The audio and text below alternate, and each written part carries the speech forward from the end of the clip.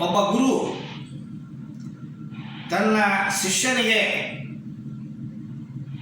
ಒಳಮುಖವಾಗಿ ಆಧ್ಯಾತ್ಮದಲ್ಲಿ ನುಗ್ಗಲು ಸಲುವಾಗಿ ತಾನು ಏನು ತನ್ನ ಗುರುವಿನಿಂದ ಪಡ್ಕೊಂಡಿದ್ದರೂ ಆ ಮಂತ್ರವನ್ನು ದಾನ ಎರೆಯೋದೇ ಮಂತ್ರ ದೀಕ್ಷೆ. ಇದು ಬರೀ ಮಂತ್ರವನ್ನು ಮಾತ್ರ ಹೇಳುವುದಲ್ಲ.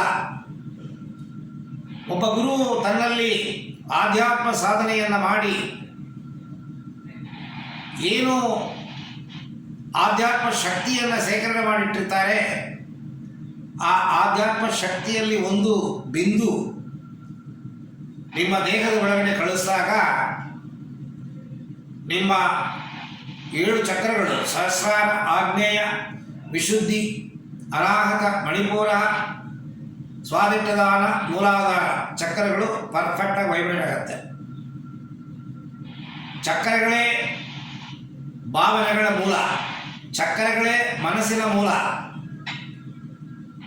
ಚಕ್ರಗಳೇ ಹೊರಲೋಕದ ಮೂಲ, ಚಕ್ರಗಳೇ ಒಳಲೋಕದ ಮೂಲ.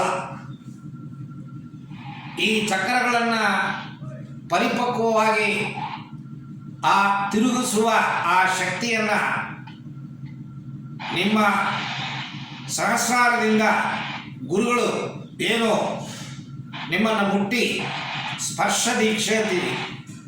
ದೃಷ್ಟಿ ದೀಕ್ಷೆ, ಸ್ಪರ್ಶ ದೀಕ್ಷೆ. ದೃಷ್ಟಿ ದೀಕ್ಷೆ ಮಾಡ್ಕೋಬೇಕು ಅಂತಂದರೆ ಗುರುಗಳ ಹತ್ರ ಹೋಗಬೇಕು. ಗುರುಗಳು ಒಂದು ದಿವಸವನ್ನು ನಿರ್ಣಯ ಮಾಡಿ ಆ ದಿವಸದಲ್ಲಿ ನಿಮಗೆ ಮಂತ್ರ ದೀಕ್ಷೆ ಕೊಡ್ತಾರೆ. ಆವಾಗ ನಿಮ್ಮ ದೇಹವನ್ನು ಮುಟ್ಟುತ್ತಾರೆ. ನಿಮ್ಮ ದೇಹದಲ್ಲಿರುವ ಚಕ್ರಗಳು ಆಕ್ಟಿವೇಟ್ ಆಗುತ್ತೆ. 72,000 ಚಕ್ರಗಳು.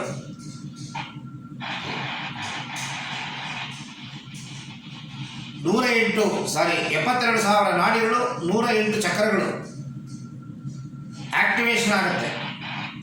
ಅದು ಆದ ಮೇಲೇ ಅವರು ಕೊಟ್ಟಿರುವ ಮಂತ್ರವನ್ನು ಇಟ್ಟುಕೊಂಡು ಮಂತ್ರ ಜಪ ಮಾಡಿದಾಗ ನಿಮ್ಮ ಮನಸ್ಸು ಹೊರ ಮನಸ್ಸು ಒಳ ಮನಸ್ಸಿಗೆ ನುಗ್ಗುತ್ತೆ.